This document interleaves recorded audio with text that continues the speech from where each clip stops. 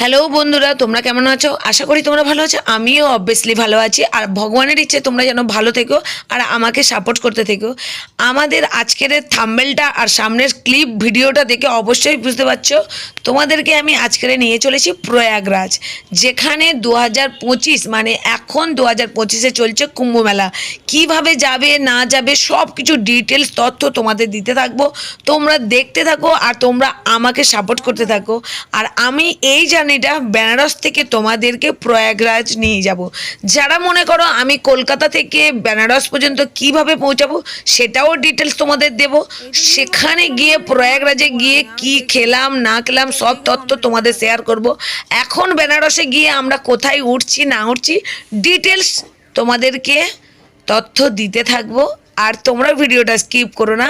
আমাদের ট্রেন এখন প্রবেশ করে গেছে বারাণসী প্ল্যাটফর্ম, যেটা দেখেই মাত্র কাশী বিশ্বনাথের নাম মনে পড়ে। চলো কিছু শোনা যাক আর ভিডিওটা শুরু করা যাক। ট্রেন ঝিকঝিক করে দাঁড়ানোর পরে বারাণসী প্ল্যাটফর্মের বাইরে আমি চলে এসেছিলাম। কিভাবে কি কারণে এখানে এলাম বা এখান থেকে প্রয়াগরাজ কেন গেলাম তার ডিটেলসটা তোমাদেরকে শেয়ার করবো বলেছি, মানে করব। বারাণসী প্ল্যাটফর্মের বাইরে থেকে 120 টাকা। তখন আমাদের ঘড়িতে বেজে গেছিলো 9:30।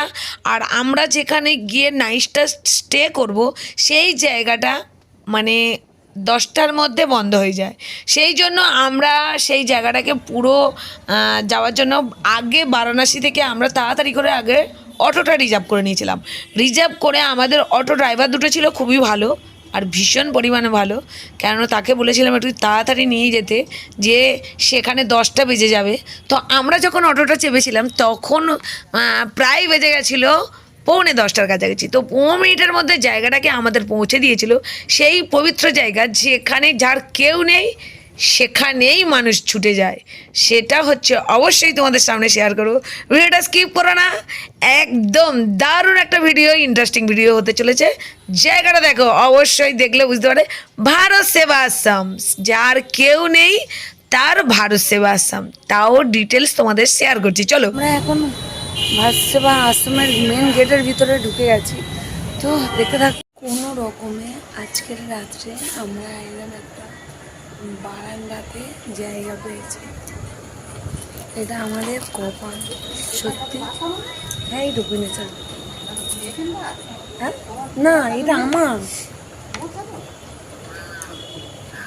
কাশী বিশ্বনাথ যে আমাদের এতটাই রাত্রিবেলা সহায় ছিল যে ছোট্ট করে হলেও এটা আমরা আমাদের জামাই, এটা আমাদের গর্ব, তার জন্য পেয়েছি। সবাই হ্যাপি, তাই তো? হ্যাপি তো? হ্যাপি। গুড নাইট সবাইকে, কাল সকালে দেখা হচ্ছে।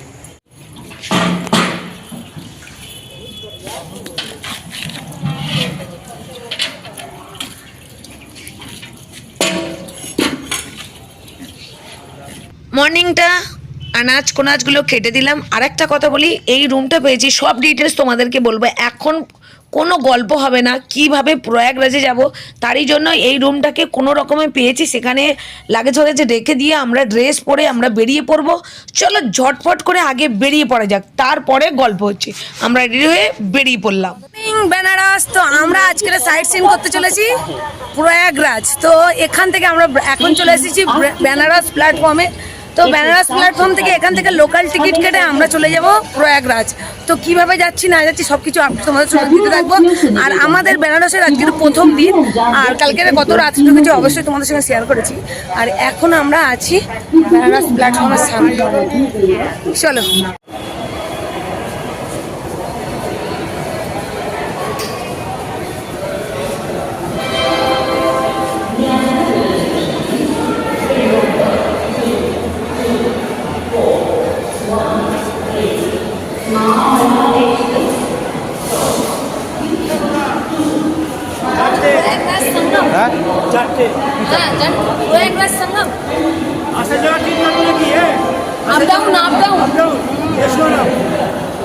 টিকিট কেটে নিয়েছি আর এখন আমরা ইলেকট্রিক সিটি থেকে ওপরে যাচ্ছি। 2 নম্বর প্ল্যাটফর্মে এই ট্রেনটা দেবে। আর এই ট্রেনটা এই জায়গাটা যাওয়ার জন্য মনটা থেকে খুব আনন্দিত, কেননা সবাই প্রয়াগরাজে যায় না এসে, মানে বেনারসে এসে। তো আমরা আজকের স্টার্টিংটা প্রয়াগরাজ। তো ট্রেনে করে মানে মানে বেনারস থেকে প্রয়াগরাজ 125 কিলোমিটার, তো অনেকটাই। চলো দেখতে থাকো, সঙ্গে থাকো। আর লোকাল টিকিট কেটে নিতে হবে 4 জন 300 টাকা। তাহলে কত টাকা করে নিয়েছে হিসেব করে নিও, আর আমি হিসেব করে তোমাদেরকে পরে বলছি। বেনারস আর আমরা এখন যাচ্ছি প্রয়াগরাজ। প্রয়াগরাজ হচ্ছে এলাহাবাদ জংশনে, তো এলাহাবাদের আরেকটা নাম প্রয়াগ জংশন। আমরা দাঁড়িয়ে আছি এখন ওভারব্রিজের উপরে প্ল্যাটফর্মে। তো তোমরা যদি মনে করো যে ট্রেনে করে আসবো, তোমরা অবশ্যই যেখানে থাকবে বেনারসে, সেখান থেকে বেনারস প্ল্যাটফর্মে এসো, সেখান থেকে লোকাল টিকিট কাটো। টিকিট কেটে যে কোনো এক্সপ্রেসের লোকাল কামরা থাকে, সেখানে বসে তোমরা প্রয়াগরাজ যেতে পারো। আর একটা হচ্ছে প্ল্যাটফর্মের গা থেকে তোমরা বাস আছে, তো বাসে করেও তোমরা প্রয়াগরাজ যেতে পারো। ওভারব্রিজে দাঁড়িয়ে থাকতে আমাদের দেখলাম আমাদের 2 নম্বর প্ল্যাটফর্মে আমাদের ট্রেন দিয়ে দিয়েছে। এটা হচ্ছে বিভূতি এক্সপ্রেস হাওড়া টু প্রয়াগরাজ। তো এই ট্রেনের আমরা চেপে চলে যাব প্রয়াগরাজ প্ল্যাটফর্মে। যখন তোমরা লোকাল টিকিট কাটছো, টিকিট মাস্টারকে জিজ্ঞাসা করো কোন কোন টাইমে ট্রেন পাওয়া যায়। চলো নেক্সট। আমরা ট্রেনে বসে গেছি। এটা মানে একটা এক্সপ্রেস, কোন ট্রেনের নাম? বিভূতি এক্সপ্রেস। বিভূতি এক্সপ্রেস। তো ট্রেনে বসে গেছি, চলো দেখাই।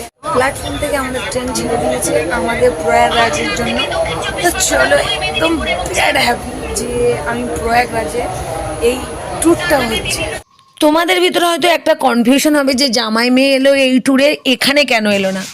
আমাদের জামাই মেয়ের সাথে 2টো নাতি নাতনি গেছিলো, তাদের মধ্যে নাতির হয়ে গেছিলো প্রচণ্ড পরিমাণে শরীর খারাপ।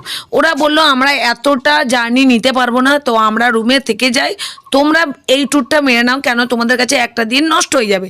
তো আমরা এখন এসে পৌঁছেছি রামনাথপুর, যেখানে এসে আমার একটা অভিজ্ঞতা হলো মানুষের কতটুকুনি এক্সপেরিমেন্ট। যখন না তুমি বাইরে বেরোবে, সেই অভিজ্ঞতাটা তোমার সঙ্গে ফিল্ড হবে না। সেই অভিজ্ঞতাটা ফিল্ড হবে না, ছোটো ছোটো তথ্যও তোমাদের সঙ্গে শেয়ার হয়। একদম ট্রেন যখন রামনাথপুর দাঁড়ালো, দেখো একটা বাচ্চা নিয়ে আউটলাইনে মহিলারা লেবে চড়েছে ট্রেন থেকে। মানে এদের সাহস দেখলে মানে এদেরকে স্যালুট দিতে হয়। তো তারই সাথে সাথে তোমাদেরকে বলি, সুন্দর একটা দৃশ্য দেখেও নিলাম, অভিজ্ঞতাটাও আমার খুব বড়টাই হয়ে গেল। তো আমরা এখন এসে পৌঁছেছি সেই পবিত্র জায়গা, যেটা হচ্ছে যমুনা নদী। এখন জল ছিল না প্রচণ্ড পরিমাণে বলি ব্রিজটা, আর জল না থাকাতে ব্রিজের ওপরটা অবশ্যই নিচেটা দেখতে পাচ্ছ পুরো মাটি মাটি, আর সেখানে ঘাস হয়ে গেছে। আর যমুনা ব্রিজের ওপর থেকে আমরা এগিয়ে চলেছি। আবার খানিকটা গিয়ে দেখছি যে মা যমুনাকে দর্শন পেলাম, সেই যমুনা নদী যেটা বৃন্দাবন থেকে বয়ে আসে প্রয়াগরাজে। তো আমরা প্রয়াগরাজ সঙ্গম প্ল্যাটফর্মে। তো এখানে হচ্ছে লাস্ট অফিস। এখান থেকে এবারে আমরা কোন দিকে যাবো সেটুকুনি সব কিছু জিজ্ঞাসা করবো, তারপরে চলো দেখতে থাকুন। আসুন। উইদাউট ইনফরমেশান ছাড়া আমরা পৌঁছে গেছি এখন প্রয়াগরাজ প্ল্যাটফর্ম। আর প্রয়াগরাজ প্ল্যাটফর্মের সামনের এইটা মানে প্ল্যাটফর্মের দৃশ্য, আর বাইরের দৃশ্যটা সব কিছু তোমাদের সঙ্গে ডিটেল শেয়ার করছি, অবশ্যই ভিডিওটা দেখতে থাকো। এইটা হচ্ছে প্রয়াগরাজ সঙ্গমের বাইরের দৃশ্য। এখান থেকে আমরা একটা টোটো রিক্সা, যাকে বলা হয় ব্যাটারি রিক্সা, আমরা ধরে নিয়েছিলাম। পার হেড 15 টাকা করে মাথা পিছু।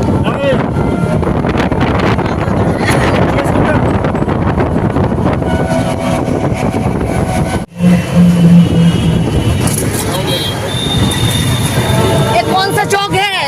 ये रामबाग। रामबाग। रामबाग स्टेशन कहिएगा तो आपको यहाँ छोड़ दे। रामबाग। रामबाग स्टेशन।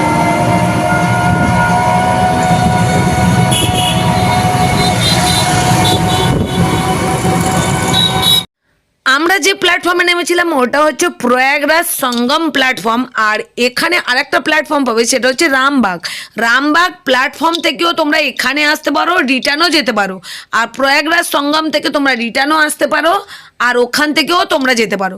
এইটা হলো দুটো তথ্য। আর একটা কথা, যখন ড্রাইভারকে জিজ্ঞেস করছিলাম রাস্তাঘাট এত পরিষ্কার পরিচ্ছন্ন কেন, আর এইটা এত সুন্দরভাবে সাজিয়ে গুজিয়ে রেখেছে কেন, ব্যারিকেড দিয়ে রেখেছে কেন, বা রাস্তায় বুলডোজার চলছে কেন, তখন বলছে 2025, তোমরা এলে তো অক্টোবরের শেষে, নভেম্বর ডিসেম্বর, জানুয়ারি 14 তারিখ থেকে এখানে চলবে মহাকুম্ভ। তা তখন মনে আর আলাদা একটা ফিল্ড তৈরি হলো যে আমরা ওই পবিত্র জায়গায় যাচ্ছি যেখানে অমৃত পড়েছিল। তারই একটা গল্প তোমাদের সঙ্গে শেয়ার করব, অবশ্যই দেখতে থাকো ভিডিওটা, দেখলেই বুঝতে পারবে। তো তার জন্য এখানে পুরো রেডি হচ্ছিল যে রাস্তাঘাট পরিষ্কার পরিচ্ছন্ন, ব্যারিকেড দিয়ে ঘেরা, আর নদীর পাড়ে মানে নদীর পাড়ে প্রচুর কাজ বাজ চলছিল। চলো দেখতে থাকো, একটু একটু করে তোমার শেয়ার। त्रिवेणी घाट देखो, त्रिवेणी माने गंगा जमुना सरस्वती जो है प्रयागराज, वही पे इतना करीब डूब है। প্রচণ্ড রোদ, আর তারই সাথে সাথে আমাদেরকে ঘিরে নিয়েছে নৌকা মাঝিরা, আর আমরা এসে হাজির হয়েছি যমুনা ঘাটে। আর যমুনা ঘাট থেকে সংগ্রামে যেতে গেলে তোমাদেরকে নৌকা করতে হবে, আর নৌকা করলে তোমাদেরকে বার্গেনিং যদি না করো, আমাদের কাছে চেয়েছিল 1200 টাকা চারজনার। আর তারই সাথে সাথে বলি, আমরা 1200 টাকার জায়গা সেখান থেকে আমরা 500 টাকায় রাজি করে সেই নৌকায় চড়ে আমরা সংগ্রামে গিয়েছিলাম। আর কে নিয়ে গেছিলো তার ডিটেলসটা তোমাদেরকে বলছি, চলো দেখতে থাকো। তো আমরা এখন নৌকা সাবারি করে আমরা ত্রিবেণী মানে 3টে সংগ্রামে চলেছি। তো সবাই দেখতে পাচ্ছ লাইফ জ্যাকেট, আর এতটুকুনি আনন্দ, ততটুকুনি খুব সুন্দরভাবে। নৌকা যেমন তোমরা 4 জন আসো, 6 জন আসো, রিজার্ভ করে নিয়ে তোমরা যেতে পারো। আর একটা হচ্ছে তোমরা শেয়ার ভাবে এই নৌকাটাই করেও তোমরা সংগ্রামে যেতে পারো। যার বার্গেনিং 50 থেকে 100 টাকার মধ্যে তোমাদের থাকবেই, তাদের সঙ্গে শেয়ার করে শেয়ার নৌকা হিসেবে তোমরা ত্রিবেণী সংগ্রামে যেতে পারো। এইটা হলো একটা ইনফরমেশান। আর একটা ঠান্ডার সময় এলে এখানে প্রচণ্ড পরিমাণে এই পাখিগুলো দেখতে পাওয়া যায়। আর একটা ইনফরমেশান যে যমুনার জল ভীষণ শান্ত, আর নৌকায় যখন তোমরা বসবে, এখানে বোর্ডিং করবে, তখন না তোমরা ব্যালেন্স করে বসতে হয়। মানে দুদিকে যদি এদিকে 3 জন এদিকে 3 জন এরম ব্যালেন্স করে বসতে হয়, যেটা নৌকা চালক বলছিল। আরেকটা কথা বলি, এই নৌকাটায় যারা মানে চালিয়ে, দূরে দেখতে পাচ্ছ অনেক নৌকা বাঁধা আছে, যারা চালিয়ে নিয়ে ত্রিবেণী সংগ্রামে নিয়ে যায়, তাদের নিজস্ব নৌকা নয়, আবার অনেকের নিজস্ব নৌকা। এই কথাগুলোর যে নৌকা চালক তার সঙ্গে কথা বলতে বলতেই যাওয়া হয়েছিল যে তোরা এত পরিমাণে বেশি নিস কেন, কম নিলেই হয়তো তোদের বেশি যাত্রী হবে। এই সব কথা শুনতে শুনতে আমরা একদম পৌঁছে গেলাম সেই অদ্ভুত একটা দৃশ্য, যেটা আমার খুব পছন্দ ছিল। আমরা কিনে নিয়েছিলাম কিছু ভুজিয়া, যেটাকে বলা হয় আমাদের হিসেবে ঝুড়ি ভাজা। তো সেই ঝুড়ি ভাজা খানিকটা কিনে নিতে এই যে পাখিগুলো যে জলে এত পরিমাণে মানে আমাদের সঙ্গে একটা মানে আমরা প্রত্যেকের হাতে ছিল। তো অবশ্যই দেখতে পাচ্ছ হাত বাড়িয়েছে, ওরা হাত থেকেও নিয়ে যায়, এমন এমন সময় থাকে প্রচণ্ড পরিমাণে। এইগুলোকে সাইবেরিয়ার বার্ডস বলে। তো ভীষণ পরিমাণে ভালো লাগছিলো। তখন একটা গানের কথা মনে পড়ছিল, যেটা হচ্ছে সবসময় আমার মানে ভীষণ ফেভারিট গান, সেটা হচ্ছে पंछी नदिया पवन के झोंके। এই গানটার কথা মনে পড়ছিল, আর রিফিউজি পিকচারের কথা মনে পড়ছিল। তো এই সমস্ত কিছু দেখতে দেখতে প্রচণ্ড পরিমাণে যেন আনন্দর আবেগটাও অনেকটা বেশি সেই সময় যখন ভিডিওটা শ্যুট করছিলাম, আর এখন ভিডিওটা দেখছি অবশ্যই সেই আবেগটা। একটা হচ্ছে ত্রিবেণী সংগম, যার পৌরাণিক কাহিনী তোমাদের সঙ্গে শেয়ার করব, সব কিছু তথ্য তোমাদের সঙ্গে শেয়ার করব। আর একটা হচ্ছে আনন্দ, এখানে কোন কোন জায়গায় তোমরা ভিজিট করতে পারো সেই সমস্ত জায়গাও শেয়ার করতে পারবো, মানে করব তোমাদের সঙ্গে। আর একটা হচ্ছে আমি এখানে এসে আমরা সেই সমস্ত জায়গা ভিজিট করতে পারিনি, তারই মেন কারণ তোমাদের সেটুকুনিও শেয়ার করব। কেননা আমাদের দিনটা অনেকটাই, আমরা ওখান থেকে বেরিয়ে গেছিলাম বেনারস থেকে 9টা থেকে 9:30টার মধ্যে, আর সেই 9টা থেকে 9:30টার মধ্যে বেরিয়ে আমাদের ট্রেন ছিল সরি আমাদের 9টার সময় বেরিয়েছিল, আমাদের ট্রেন ছিল 9:20। আর 9:20 থেকে যখন আমাদের ট্রেনটা বেনারস থেকে ছাড়ে, তখন এখানে পৌঁছে গেছিলাম অনেকটা বেলা হওয়ার সাথে সাথে আমরা আবার এখানে এসে খানিকটা বার্গেনিং করতে গেলে সময়টা একদম নষ্ট হয়ে গেছিলো। সেই সময় আমাদের রিয়াকশানটা আমাদের অন্য ছিল, যেহেতু আমাদের ত্রিবেণী সঙ্গমে স্নান করা ছিল, সেই জন্য আমরা খুব তাড়াতাড়ি রেডি হয়ে গেছিলাম যে ত্রিবেণী সঙ্গমে আমরা কিভাবে চান করব। করব। সেইটার জন্য আমরা খুব তাড়াতাড়ি গিয়েছিলাম, এখানে সব জায়গায় ভিজিট করতে পারিনি। অবশ্যই ভিডিওটা দেখলে অবশ্যই বুঝতে পারবে আমাদের উদ্দেশ্য ছিল ত্রিবেণী সঙ্গমে চান করা। ড্রাইভারের মুখে শোনা আর সেই পবিত্র স্থানে আমরা উপস্থিত হয়েছিলাম, যেখানে আমরা 2024-এ এসে পৌঁছেছি। সেটা হচ্ছে প্রয়াগরাজ। সেখানে 2025-এ হবে মহাকুম্ভ। আমরা পৌঁছে গেছিলাম অক্টোবর মাসে, আর এখানে 2025-14 থেকে মহাকুম্ভ শুরু হবে।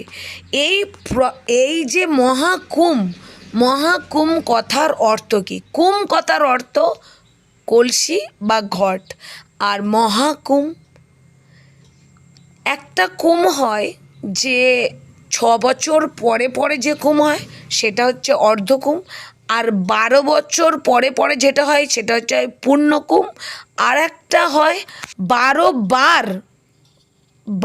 বছর পরে পরে 12 বার যে কুম্ভ হয় সেটা হয় মহাকুম্ভ। সেই মহাকুম্ভের মেলা এখানে 2025-এ হবে। 2013-ই এখানে হয়েছিল পূর্ণকুম্ভ মেলা, যেখানে 13 কোটি লোকের আয়োজন আর 13 কোটি লোক এসেছিল। তো আমরা চলে এসেছি ত্রিবেণী একদম সঙ্গমে। তো ত্রিবেণী সঙ্গম মানে গঙ্গা, যমুনা, সরস্বতী। আর সরস্বতী নদীকে দেখা যায় না, লুব্ধ। আর এখানে বৃন্দাবন থেকে আসা যমুনা নদী, আর এখানে তোমার বেনারস থেকে আসছে মানে কাশী বিশ্বনাথ থেকে আসছে গঙ্গা নদী। আর সরস্বতী নদীকে দেখা যায় না। এর এত সুন্দর ভিউ, এত সুন্দর পরিবেশ, সবকিছু তোমাদের সঙ্গে শেয়ার করছি। সমস্ত ব্রহ্মাণ্ডের ভারতবর্ষের 4 স্থানে পড়েছিল অমৃত। সমুদ্র মন্থনের সময় যখন অমৃতের কলস উঠেছিল সমুদ্র থেকে, তখন দেবতা আর রাক্ষসদের মধ্যে হয়ে গেছিল লড়াই, কে খাবে অমৃত। তারই সাথে সাথে ইন্দ্রদেবের পুত্র জেন নিয়ে কলস যখন পালিয়ে যাচ্ছিল, ভারতবর্ষের এই 4 স্থানে পড়েছিল অমৃতর ফোঁটা। এক হচ্ছে প্রয়াগরাজ, যেখানে গঙ্গা, যমুনা, সরস্বতী সঙ্গম 12 বছর পরে পরে হয় এখানে পূর্ণকুম্ভ মেলা। আর এক স্থান সেটা হরিদ্বারে, যেখানে 6 বছরে অন্তরে অন্তরে হয় অর্ধেক কুম্ভ মেলা, হরিদ্বারের গঙ্গা। আর একটা হচ্ছে নাসিক, গোদাবরী নদীর তীরে, আর উজ্জয়িনীতে শিপ্রা নদীর তীরে। এই 4 স্থানে পড়েছিল অমৃতর ফোঁটা। আর এই অমৃতর ফোঁটার এই জলে যখন মানুষ ডুব লাগায় বা ডুবকি লাগায় বা স্নান করে, তখন তার সারা জীবনের পাপ হয়ে যায় ক্ষয়। আর সেই পাপ থেকে মুক্তি পেতে মহাকুম্ভ নামক এক পৃথিবীর শক্তিশালী মেলার আয়োজন হয়। আর সেই স্থানে আজ করতে চলেছে আমার ছেলে স্নান। জীবনের কি পাবে, কি পেলাম, কি আসলো জীবনের আয় ব্যয়, তা কিছু না করে ভগবানের সমান দিন হিসেবে এখানে আমার ছেলে স্নান করে তার মুক্তির আশীর্বাদ ভগবানের কাছে চেয়ে নিল। দেখতে থাকো আর সঙ্গে।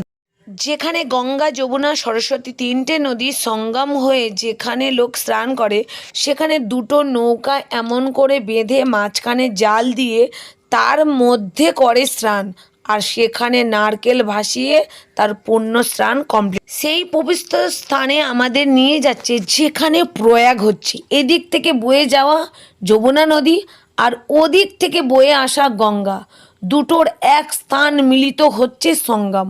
আর এখানে অবশ্যই 2টো নদীর কালার যেমন আলাদা, 2টো নদীর সম্পর্ক যখন মিলে যাচ্ছে, কালারটা এক হয়ে যাচ্ছে না, কালারটাও তখনও আলাদা।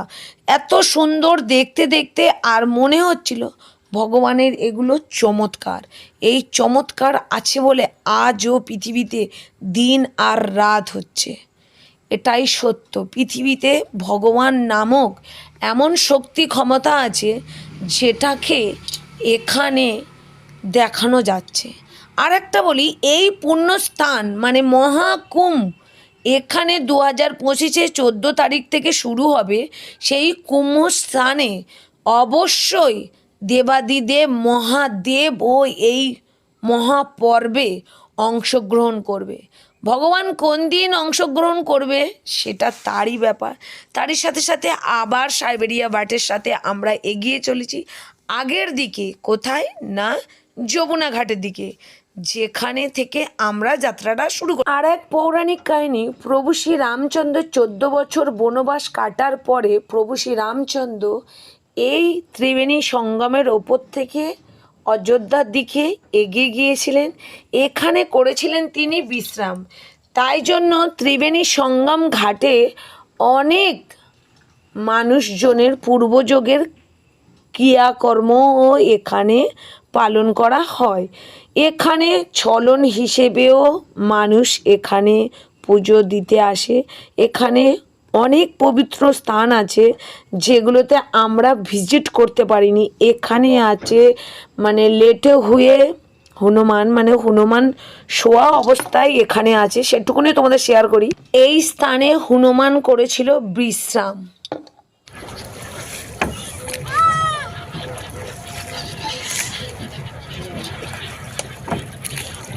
आओ आओ आओ आओ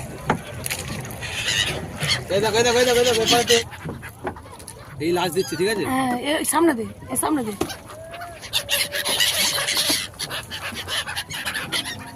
তো যারা সবারিতে আমাদের সবাই স্নান করে নিয়েছে, সবাই বলতে আমরা দুজনে, তো আমরা দুজনে স্নান করে নিয়েছে। তো আমরা এখন মানে আমাদের ঘাটের দিকে চলে যাচ্ছি।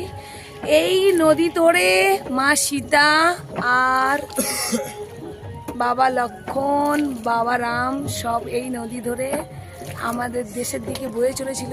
তারই এই জন্য এখানে ত্রিবেণী ধারা।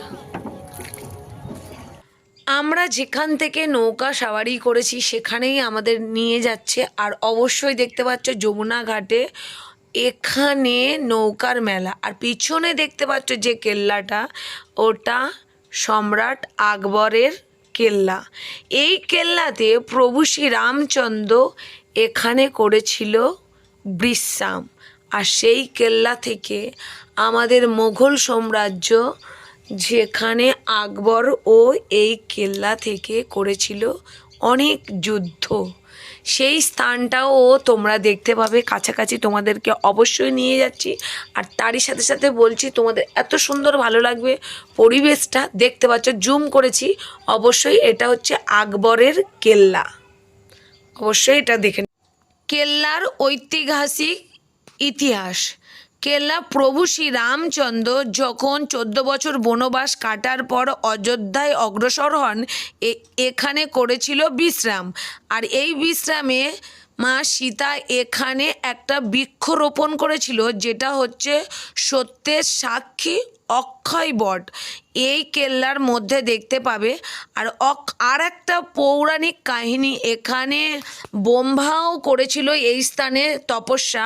আর ব্রহ্মা এই অক্ষয় বটকে 3টে স্থানে কনভার্ট করেছিল। একটা হচ্ছে এখানে প্রয়াগরাজে, একটা হচ্ছে গয়ায়, যেখানে গয়ায় পিণ্ডদান করা হয়, সেই জায়গাটা তোমাদের দেখাচ্ছি। প্রয়াগরাজের পরে ব্রহ্মা গয়াতেও এই বটবৃক্ষ রোপণ করে। মা সীতা বটবৃক্ষকে যখন বলেছিল অক্ষয় বট নামে তোমার পরিচয় হবে, অক্ষয় কথার অর্থ তোমার মৃত্যু যার নেই সে হচ্ছে অক্ষয়, তুমি অমরত্ব লাভ করলেন।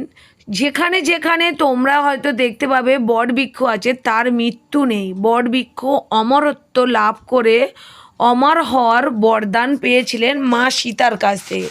এই বটগাছ এখনও তোমরা গয়ায় এলে দেখতে পাবে। আর তারই বট গাছের গোড়ায় পিণ্ডদান করে পূর্বযোগের ক্রিয়াকার্য কমপ্লিট করতে হয়। সেখানেও তোমাদের একবার না একবার জীবনে পরিক্রমা করতেই হয়। চলো এগিয়ে যাই। মোগল সম্রাট অশোক এইখানে যখন তপস্যা করতে এসেছিলেন, তখন দেখলেন তিনি মানে অক্ষয় বটের ওপর থেকে মানুষরা লাফ দিয়ে কুয়োর ভেতরে যারা পড়তেন তারা মুক্তি লাভ করতো, আর যারা শুকনো জায়গায় পড়তেন তারা অ্যাবনর্মাল হয়ে এখানে তপস্যা করতেন। আকবরের বউ ছিল যোধাবাই, তিনি হিন্দু ধর্মটাকে পবিত্র ধর্ম হিসেবে মানতেন আর অনেক দেব দেবীর পূজা করতেন। এই কেল্লার মাথায় আমাদের ভারতীয় রাষ্ট্রের প্রতীক ভারতীয় পতাকা দেখতে পাবে, আর এখানে একটা মহাদেব মন্দিরও দেখতে পাবে, যেটা আমরা ভিজিট করতে পারিনি, বাইরে থেকে দর্শন করে আর মন্দিরের ভিতরে প্রবেশ করতে পারিনি, কেন আমাদের অনেকটি বেলা হয়ে গেছিলো, আমাদের মানে রিটার্ন ফিরতে হবে, সেই জন্য আমরা খুব তাড়াতাড়ি এখানে দর্শন করিনি। মন্দিরটা তোমাদের সঙ্গে শেয়ার করলাম। অনেক কিছু আছে প্রয়াগরাজের যেটা তোমরা ভিজিট করে অবশ্যই দর্শন করতে পারো। ভিডিওটা কেমন লাগছে অবশ্যই কমেন্টের মাধ্যমে বলো। তোমাদের কমেন্ট আর একটা সাবস্ক্রাইব আমার কাছে অনেক বড় ক্ষমতা বা অনেক বড় অ্যাচিভমেন্ট। আর এই যে ব্রিজের নিচে থেকে আমরা এগিয়ে যাচ্ছি মেন রাস্তার দিকে, আমরা টোটোই করে আবার রিটার্ন এগিয়ে যাচ্ছি প্রয়াগরাজ বা রাম চকের দিকে। আমরা তার আগে কিছু খাবার দাবার খেয়ে নেব।